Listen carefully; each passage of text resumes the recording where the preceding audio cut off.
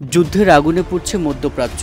সরাসরি সামরিক সংঘাতে জড়িয়ে পড়েছে ইরান ও ইসরায়েল। দুই দেশের মধ্যে পাল্টাপাল্টি সামরিক অভিযান চলছে। আবারও পাল্টাপাল্টি হামলায় প্রাণ গেছে অন্তত অর্ধশতাধিক মানুষের, আহত হয়েছেন কয়েকশো। ইরানের রাষ্ট্র টেলিভিশন জানিয়েছে, ইসরায়েলি সামরিক অবকাঠামো লক্ষ্য করে চালানো হয়েছে ড্রোন ও ক্ষেপণাস্ত্র হামলা।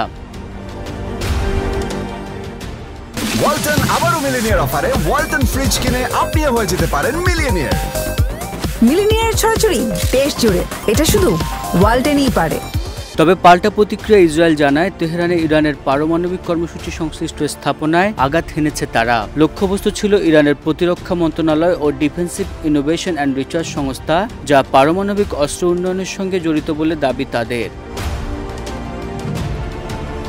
এদিকে ইরানের হামলায় সবচেয়ে বড় ক্ষয়ক্ষতি হয় ইসরায়েলের বাটিয়াম শহরে। একটি ভবন ক্ষেপণাস্ত্র আঘাতে প্রাণ হারান ৩ জন, আহত হন শতাধিক। আর হাইপার কাছে আবাসিক এলাকায় ৫ জন নিহত হয়েছেন বলে জানিয়েছে ইসরায়েলি গণমাধ্যম।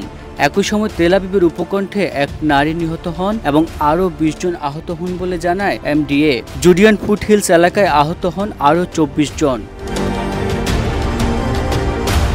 হামলার পরপরই তেল আবিব সহ মধ্য উত্তরাঞ্চলের বাসিন্দাদের নিরাপদ আশ্রয়ে যেতে নির্দেশ দেওয়া হয়। অন্যদিকে ইসরায়েলের পাল্টা হামলায় তেহরানের প্রতিরক্ষা মন্ত্রণালয়, পারমাণবিক গবেষণা কেন্দ্র ও জ্বালানি অবকাঠামো ব্যাপকভাবে ক্ষতিগ্রস্ত হয়েছে বলে দাবি করা হচ্ছে।